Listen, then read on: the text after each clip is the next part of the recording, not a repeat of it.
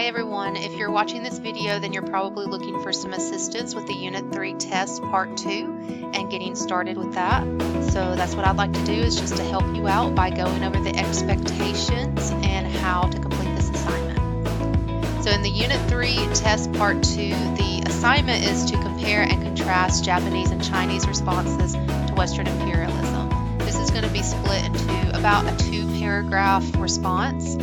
In one paragraph you're going to be comparing, in one paragraph you're going to be contrasting. But a few guidelines before we get started with the actual requirements of the writing, just to make sure that you are understanding about academic honesty. Be very careful when you're doing your research never to copy or paste or type word for word from a resource or from a research resource.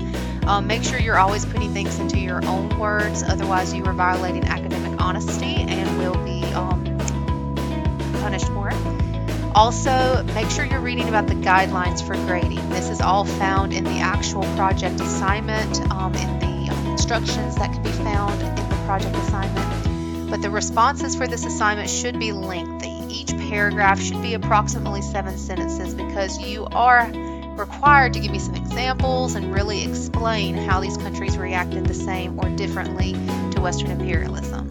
Also, while I don't grade for grammar and spelling harshly, if your paragraph cannot be understood due to excessive errors, it probably will be given a low score and you'll be asked to revise it. So make sure you do proofread or have somebody look over that for you. Now the actual project requirements are also listed on the instructions page, but just one minor note is that Google is not always your friend. Please do not Google for information about these topics because most likely you're just going to be given a modern day comparison of China and Japan rather than a comparison of China and Japan as they were in the 1800s, and so therefore your information is not going to be correct.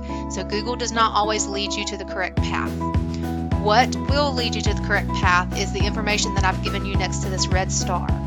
So in order to do your research and find accurate information that's going to get you a good grade because it's correct, you can use the following sources. You can use the planning chart from lesson 3.7. You can use the reading guide from lesson 3.7 and the answer key.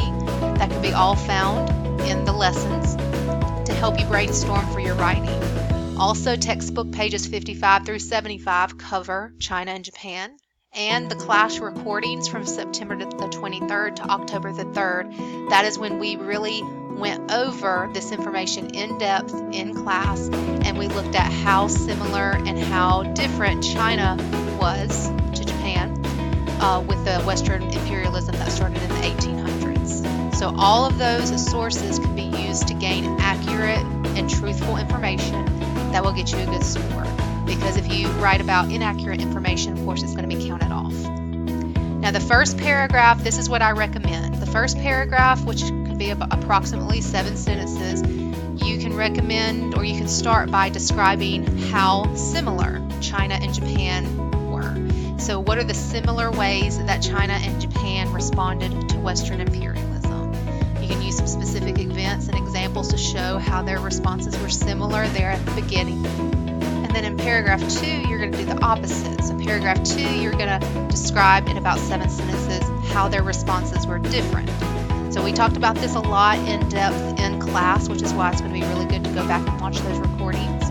But use some specific events and examples to show how their responses were different and how that affected their country in the 1800s and the early 1900s. So like what good or bad events or what good or bad consequences occurred as a result of their decisions.